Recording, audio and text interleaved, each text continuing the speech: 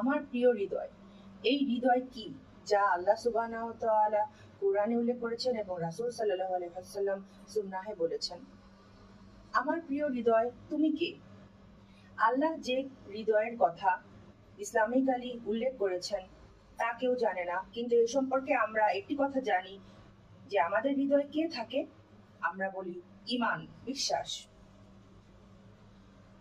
এ বিষয়ে আল্লাহ সূরা আল হুজুরাতের ৭ নম্বর আয়াতে বলেছেন, তিনি তোমাদের নিকট ঈমানকে প্রিয় করেছেন এবং উহা তোমাদের হৃদয়গ্রাহী করেছেন।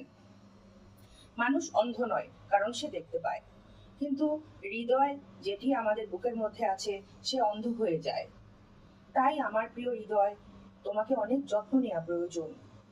তাহলে আমি যখন আল্লাহর কাছে যাব তখন আমি অনেক খুশি হব, কারণ আমি জানি আমি কোথায় যাচ্ছি। আমি জানি তিনি আমার উপর সন্তুষ্ট, কারণ এই পৃথিবীতে আমার হৃদয়ের সঠিকভাবে যত্ন করা হয়েছে, আলহামদুলিল্লাহ।